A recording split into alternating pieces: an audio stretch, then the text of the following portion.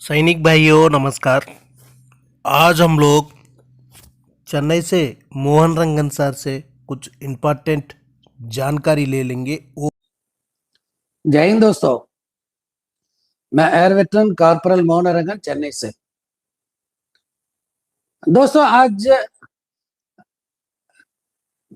कुछ लोगों ने फोन किया युद्ध सम्मान योजना के बारे में। सर, हमारे ग्रैंडफादर, ऐसे ही डेली फोन आता। आज खास करके इसलिए आया कि बहुत सारे डाउट है। इससे ज्यादा क्या, ऑनरी नायक सुबेदार का भी बहुत सारे कॉल्स आने लगा। आज मैं दोनों सब्जेक्ट में थोड़ा खुलकर बात करना चाहता हूं। सबसे पहले युद्ध सम्मान योजना, इसका जो है ऑफिशियली साइट में भी है और निकला है, लेकिन इसके पीछे का कहानी कोई नहीं बात करता। सबसे पहले है ना, 2018 में एक कैप्टन जसपाल सिंह, ये शॉर्ट सर्विस कमीशन अफसर, इन्होंने ये इनिशिएट किया और कंटिन्यूस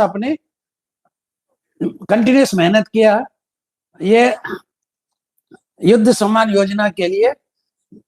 वो भी सिर्फ शॉर्ट सर्विस कमीशन ऑफिसर्स और इमरजेंसी कमीशन ऑफिसर्स, जो जिनको गवर्नमेंट की तरफ से पेंशन ना मिल रहा है, उन लोगों के लिए 2018 में ये ट्राई कर रहा था। तो 2020 में आर्मी हेडक्वार्टर्स की तरफ से रक्षा मंत्रालय में एक प्रपोजल आया। वो एक्सग्रेशिया अमाउंट 30,000 रुपए महीने प्लस डियरनेस रिलीफ, वो स्वतंत्रता सेनानी सम्मान पेंशन के नाम पे एक स्कीम फ्रीडम फाइटर्स के लिए गवर्नमेंट ने मान लिया था। लेकिन ये युद्ध सम्मान योजना के लिए अप्रूवल नहीं मिला। 2021 प्रनीत कौर, पटियाला की एमपी, इन्होंने रक्षा मंत्री से मुलाकात किया और ये letter to implement the scheme in 50th anniversary of 1971 war, यानी कि 2021 1971 वार के यादगार में इनको देने के लिए एक लेटर दिया। एक साल तक कोई रिप्लाई नहीं था। 2022 में एक एयरफोर्स के एक सार्जेंट एम सुब्रमणी, जो कर्नाटका में लीगल भी प्रैक्टिस करता है, वो हमारे अच्छा दोस्त है और उनकी वो अपना एक संस्था भी चला रहा है। उन्होंने एक प्रपोजल रक्षा मंत्री को भेजा कि इमरजेंसी कमीशन ऑफिसर्स और शॉर्ट सर्विस कमीशन ऑफिसर्स, उनके साथ साथ जवानों को भी इंक्लूड करने के लिए उन्होंने एक प्रपोजल भेजा। ये 2022 की बात है। सेम 2022 में अलग अलग दफ्तरों से ये आने लगा, ये एक्सग्रेशिया के लिए। तो फिर उसके बाद जो है चलते चलते 29 मई 2024 में एक internal letter army, air force, navy, इनको जो है भेजा गया। तो सम्मान सेवा मतलब जिनको जो है समर सेवा मेडल, पूर्वी सेवा, पूर्वी स्टार, पश्चिमी स्टार मेडल्स, इनके जो है डिटेल्स इंटरनली मांगा। ये मतलब अभी तक का कहानी यही है, लेकिन इसको इतना बात बढ़ा दिया क्योंकि गवर्नमेंट का सिर्फ और सिर्फ जो short listed 150 emergency commission officers और शॉर्ट सर्विस कमीशन ऑफिसर्स, इन्हीं को देने का प्रोग्राम था। अगर प्रपोजल अग्री हो जाता तो इन्हीं को देने का।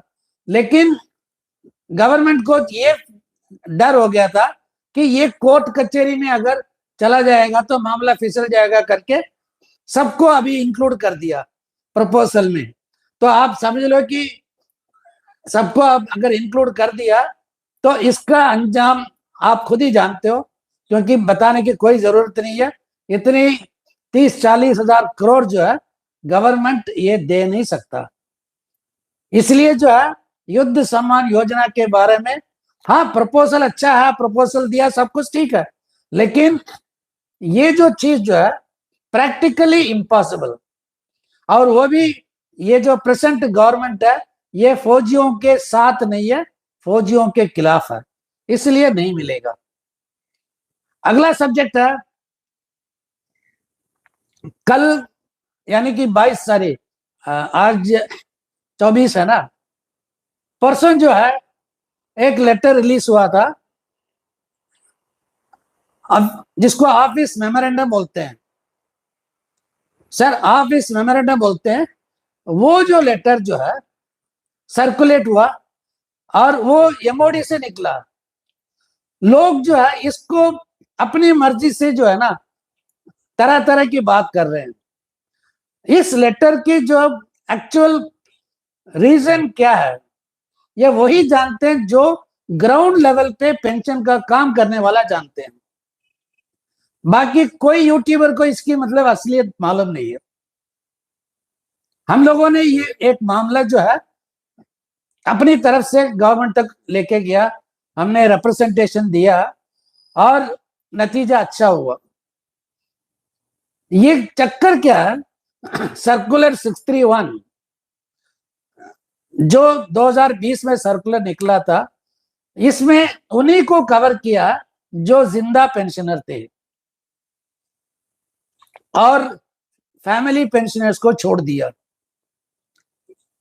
प्री 2006 यानी कि 2006 से पहले जितने भी ऑनरी नायब सूबेदार जिनको मतलब जिनका डेथ हो गया था, तो उनके परिवार वालों को जो है इसका फायदा नहीं मिला। और 2006 के बाद भी अगर किसी पेंशनर का 2008 में मृत्यु हो गया तो 2008 तक लाइफ टाइम अरियर दिया। 2008 के बाद 3,500 रुपए पेंशन दे दिया, जो मतलब एक हवलदार का फैमिली पेंशन। क्योंकि हवलदार का जो है 5,820 रुपए जो सर्कुलर 568 के हिसाब से मिनिमम गारंटीड पेंशन, उसका 60% 3,500 से कम बनता है, इसलिए उनको 3,500 ही दिया। ये सर्कुलर 555 आने के बाद फैमिली पेंशनर को सबको जो है ओआरओपी में ऑनरी नायब सूबेदार के 60% मिल गया। लेकिन 2006 से लेके 2014 तक कोई भी फैमिली पेंशनर उनको बेनिफिट मिला ही नहीं था। मैंने बहुत सारी केस किया ऑनरी नायब सूबेदार का, बहुत सारे केस, जिसमें फैमिली पेंशनर्स का जो 40% केस किया। उनको लाइफ टाइम अरियर 2 साल 3 साल 4 साल का मिला, लेकिन बाद में 3,500 ही उनको मिला। अभी भी मेरे पास केस है, मैं कर रहा हूं अभी भी, क्योंकि ये एक की जो है 1980 के आसपास एक ऑनरी नायब सूबेदार का डेथ हुआ और उस ऑनरी नायब सूबेदार का दामाद एक हवलदार जज्जर से है, तो उन्होंने अपनी सासू माँ के लिए केस किया था और उनको जो है उस टाइम सर्कुलर 631 नहीं निकला, इसलिए 7,750 के हिसाब से उसका 60% उस फैमिली पेंशनर को 1/1/2006 से देने के लिए एएफटी चंडीगढ़ से उन्होंने आदेश ले लिया था और उस फैमिली पेंशनर को वहां से मिला। और सर्कुलर 631 आने के बाद जो डिफरेंस है 8,000 मतलब 8,330 माइनस 7,750 का 60% वो नहीं ले पाई, क्योंकि तब तक गुजर गई बेचारे। अब मैं इसलिए ये कह रहा हूं ना कि अब जो मैं ये केस कर रहा हूं, इसका जो है 2008 नवंबर में पेंशनर का डेथ हो गया और एक तकरीबन 14 महीने एनहांस्ड फैमिली पेंशन लेडी के लिए अलाउड है। जब मैं ये केस लेके गया तो नॉन पेमेंट सर्टिफिकेट मिल गया, लेकिन 2006 से लेके 2008 नवंबर तक 8,330 के हिसाब से जो अमाउंट बनता था उसको दिया नॉन पेमेंट सर्टिफिकेट में, और एनहांस्ड फैमिली पेंशन इस औरत को दिया था 5,820 जो हवलदार का। फिर 2009 के बाद 3,500 कर दिया जो फैमिली पेंशन। अब इस फैमिली पेंशनर का जो है नवंबर 2008 से 2009 तक जो है 13 महीने का मतलब 5,820 जो दिया है, वहां पे 8,330 मिलेगा, तकरीबन 3,000 का फायदा है। ये 3,000 रुपए जो है 14 महीने के लिए मिलेगा डीआर के साथ। फिर उसके बाद 2009 से 2014 तक जहां वो 3,500 ले रही थी, वहां पे लेगी तकरीबन 5,000 और डीएनएस रिलीफ के साथ। तो कहने का मतलब है यही है सर्कुलर, इस ऑफिस मेमोरेंडम रिलीज करने का मेन पर्पस यही है कि जो फैमिली पेंशनर्स जो रह गए थे उनके फायदा के लिए ये सर्कुलर निकाला था। और जो यूट्यूबर जो यूट्यूब बनाते हैं उनको ये नहीं मालूम है कि कहते हैं कि इस लेटर से कोई फायदा नहीं। फायदा क्यों नहीं है? तकरीबन 20-25 हजार ऑनरी सूबेदार जो इस दुनिया में नहीं है, जिनको ये सर्कुलर 631 के हिसाब से अरियर मिलना था, फैमिली पेंशनर्स को अरियर मिलना था। सर्कुलर 631 लागू नहीं किया इनके लिए। अभी वो गलती जो है गवर्नमेंट ने ठीक किया। जो यूट्यूबर्स जो है, मैं आप लोगों से विनती करता हूं, अगर आपको सब्जेक्ट के बारे में मालूम नहीं है तो लोगों को गुमराह मत करना। सारे ऑनरी नायब सूबेदार फैमिली पेंशनर्स को OROP 1 भी मिला, OROP 2 भी मिला और OROP 3 भी मिलेगा। लेकिन ये जो लेटर OROP के साथ कोई कनेक्शन नहीं है, सिर्फ और सिर्फ फैमिली पेंशनर्स के लिए 1/1/2006 से लेके 2014 तक का अरियर है। अगर किसी को कोई डाउट है वो मेरे से बात कर सकते हैं, और मेरा फोन नंबर मैंने लास्ट टाइम ही बताया 9962100315। प्लीज कृपया करके व्हाट्सएप में मैसेज देना, क्योंकि मैं आजकल टेलीफोन उठाना बंद कर दिया कुछ दिनों से। एक श्रीराम है, are you participated 1965-71 China Pakistan wars? भाई मैंने नहीं किया। मैं 72 जनवरी का भर्ती हूं, मैंने नहीं किया। और ये श्रीराम जो है तमिल में डालो, इसमें डालो, ये मेरे समझ में नहीं आ रहा ये फौजी है, ये पता नहीं कहां। दोस्तों कमेंट डालो तो कुछ मीनिंग होना चाहिए, ऐसे फालतू कमेंट मत डालना प्लीज।